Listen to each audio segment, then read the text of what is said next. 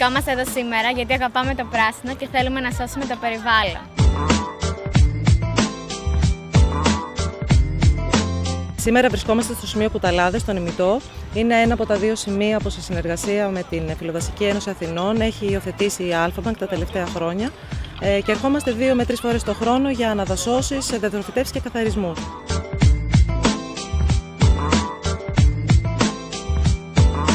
Το μεγαλύτερο κομμάτι το λειτουργούμε με τους ανθρώπους της τραπέζης, με τους εθελοντές, ένα μεγάλο πυρήνα, ο οποίος δημιουργήθηκε και μετά το 2004 περισσότερο, αλλά τα τελευταία χρόνια συνεχώς αυξάνονται, καινούργια παιδιά, τα παιδιά των υπαλλήλων, οι οικογένειές τους και συνεργάτες.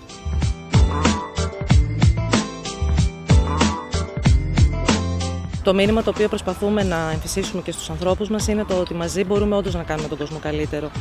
Μέσα από τέτοιες ενέργειες, οι οποίες έχουν στόχο όχι μόνο να βελτιώσουμε τις συνθήκες διαβίωσης, ναι με να κάνουμε καλύτερο το περιβάλλον, αλλά είναι μια ευκαιρία να δώσουμε και στα δικά μας παιδιά την έννοια του ότι όταν προσφέρεις στο περιβάλλον, στον συνάνθρωπο, όντως μπορείς να κάνεις τον κόσμο καλύτερο.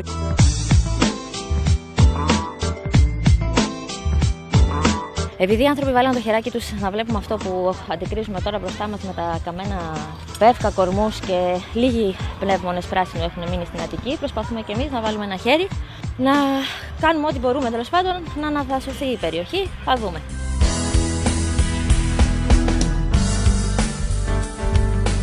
Για να έχουμε και μια πιο συγκεκριμένη εικόνα, πιο καθαρή εικόνα για το έργο αυτό, η περιοχή όλη που κάηκε από τη φωτιά του 2007 είναι 250 περίπου στρέμματα.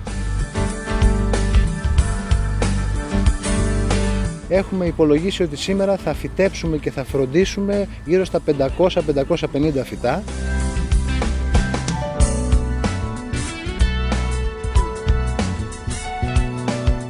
Η αναδάσωση γίνεται σταδιακά για να μπορέσουμε να ανταποκριθούμε στις απαιτήσεις αυτού του έργου. Δεν έγινε μόνο μιας δηλαδή σε όλη την έκταση και είχαμε την ευκαιρία με τους ανθρώπους της τράπεζας, που μπορώ να πω ότι πάντοτε με μεγάλη προθυμία έρχονται στις προσκλήσεις μας, να φυτέψουμε όλη αυτή την πλαγιά που μπορείτε να δείτε εδώ